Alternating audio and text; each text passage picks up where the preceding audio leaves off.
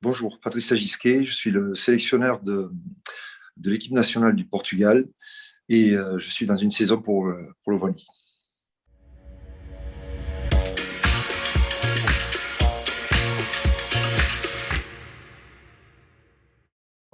Merci beaucoup d'avoir accepté mon invitation à une saison en Evalie. Alors, première question, le Portugal a déjà joué 2 rencontres dans le cadre du tournoi Destination B. La première face à l'ogre géorgien à qui on promet déjà la victoire finale dans le tournoi, et la seconde face à la Roumanie. Alors, si on regarde les bilans, donc le bilan comptable est triste parce qu'avec 2 défaites, mais si on regarde le contexte des rencontres et la qualité du jeu proposé, est-ce qu'on peut parler de défaites encourageantes? Défaite encourageante, comme je le dis souvent, c'est pas le terme que j'apprécie parce qu'une défaite, elle est rarement encourageante. Mais bon, on a un contexte un petit peu compliqué sur les fins de match. Et c'est vrai on perd le point de bonus défensif contre la Géorgie à la 79e minute. On perd le match contre la Roumanie à la 80e.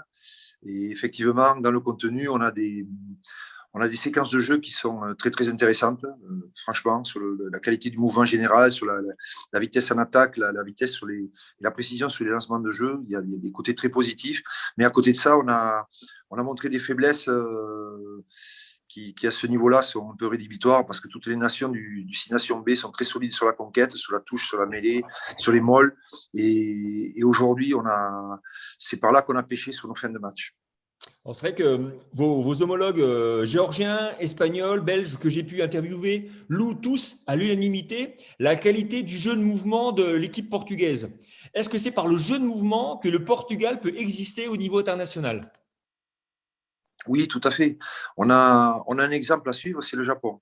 On a des joueurs qui sont capables vraiment, qui ont une vitesse, que ce soit de course, de geste, de prise de décision, qui est assez exceptionnelle et qui leur permet d'être vraiment très créatifs, même à ce niveau-là, même avec des oppositions comme celle de la Géorgie, qui est quand même la 12e nation mondiale.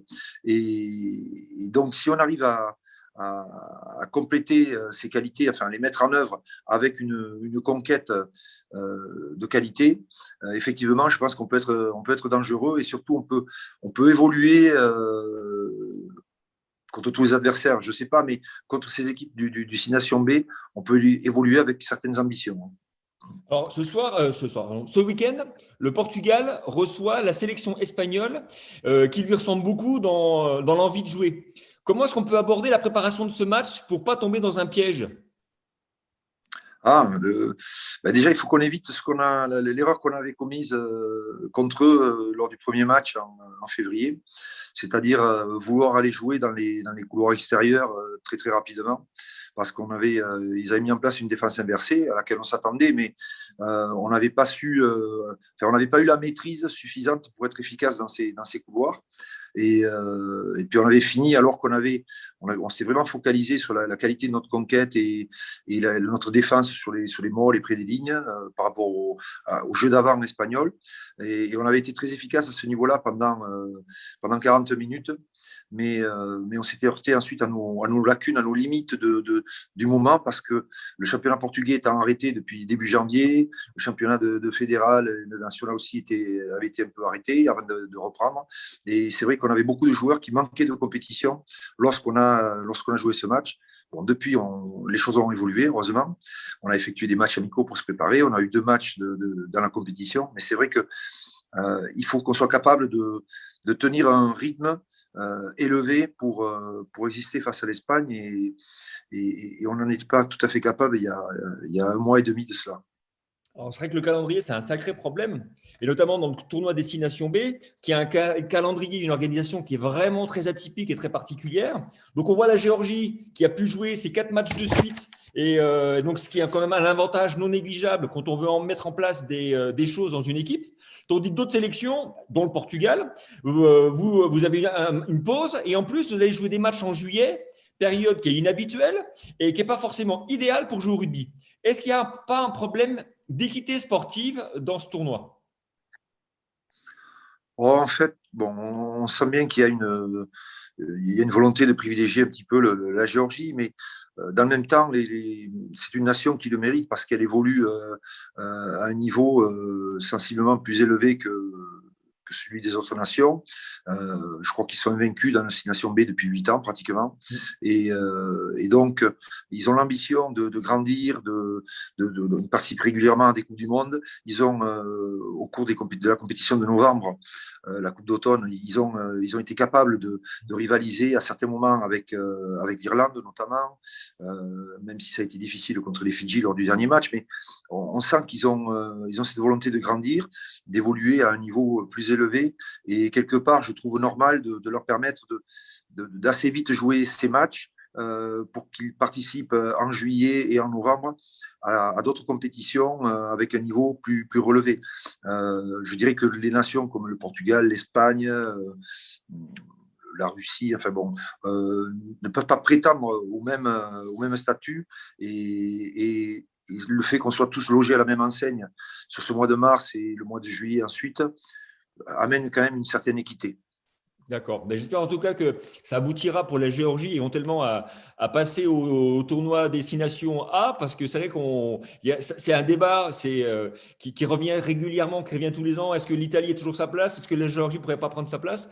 Donc, si on privilégie la Géorgie dans le tournoi B, j'espère peut-être qu'un jour on pourra lui donner son opportunité de pouvoir défendre sa cause à l'étage au-dessus.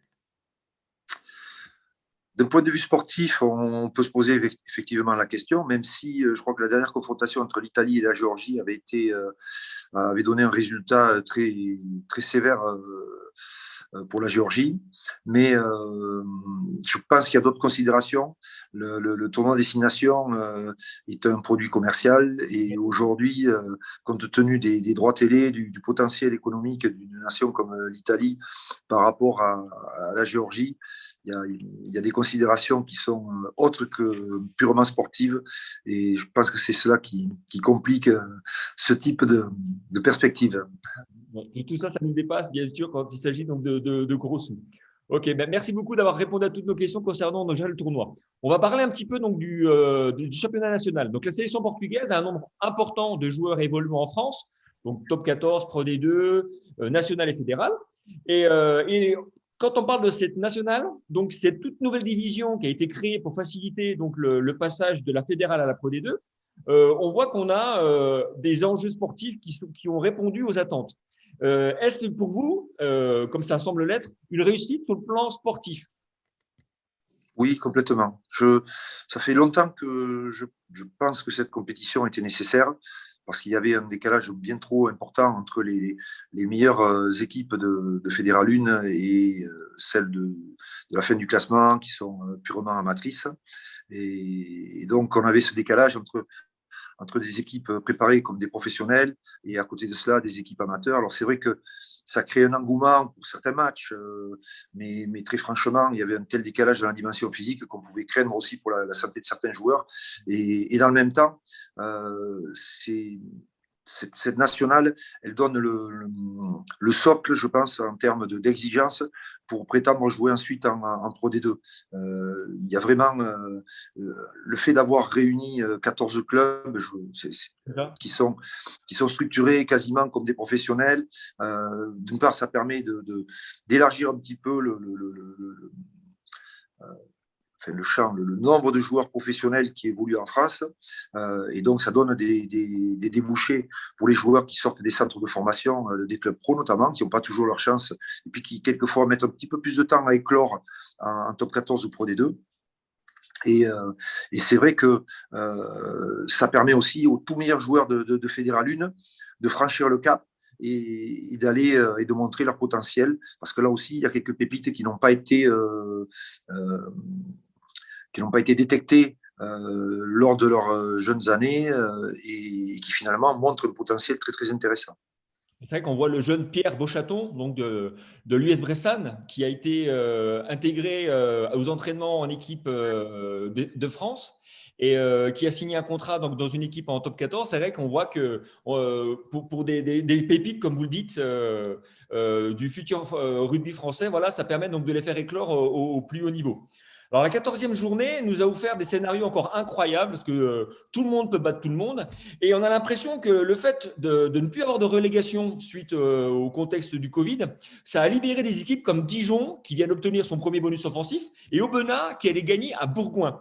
Est-ce que ce n'est pas plutôt les clubs de haut niveau qui doivent se méfier de cette nouvelle disposition et de cette absence de relégation?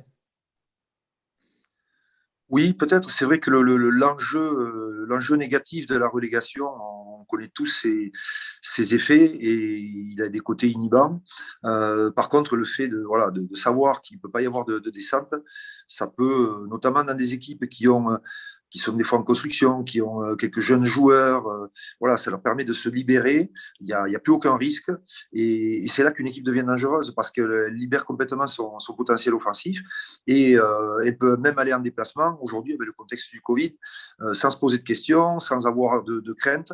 Et effectivement, ça peut donner de belles surprises, de belles confrontations et de belles surprises. Parfait. Alors, dernière question, on ne peut pas terminer sans vous poser la question. Vendredi, l'équipe de France joue le dernier match du tournoi avec la possibilité de le gagner face à l'Écosse. Vous êtes un des premiers supporters de l'équipe de France. Vous avez été un joueur, vous avez tout connu avec l'équipe de France en tant que joueur. Vous avez eu la chance aussi d'être dans le staff et d'être sélectionneur de cette équipe. Comment voyez-vous cette rencontre de vendredi? Alors, je pense que ça va être un match spectaculaire parce que l'équipe de France a besoin de gagner par 21 points, plus de 21 points d'écart. Et elle a toutes les caractéristiques d'une équipe qui peut enflammer un match, quoi. Il y a un potentiel offensif qu'on n'a pas connu depuis peut-être des décennies, avec des talents assez incroyables. Et c'est vrai que on peut s'attendre à un jeu un peu débridé, mais qui convient tout à fait au potentiel de cette équipe. Et en face, on a une équipe d'Écosse qui, elle aussi, aime le jeu de mouvement, qui aime tenir le ballon. Et je pense que ça peut donner un match qui peut ressembler à un combat de boxe avec un chaos qui peut survenir à tout moment.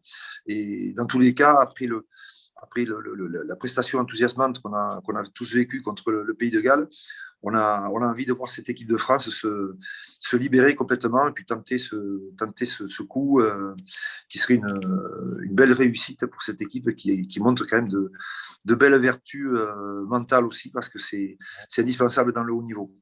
Ben, c'est tout ce qu'on souhaite à nos Bleus. Je tiens à vous remercier une fois de plus pour la gentillesse et d'avoir accepté notre invitation à une saison en Ovalie, pour votre regard sur le rugby international et le rugby national. C'était un plaisir que d'échanger avec vous. Ben, bonne chance aux Lobos, donc les loups portugais pour ce week-end et puis pour le tournoi destination. Et bien sûr, je pense que l'objectif pour vous, c'est la Coupe du Monde. Ben, on espère retrouver votre sélection en 2023 en France pour la Coupe du monde de rugby. Merci.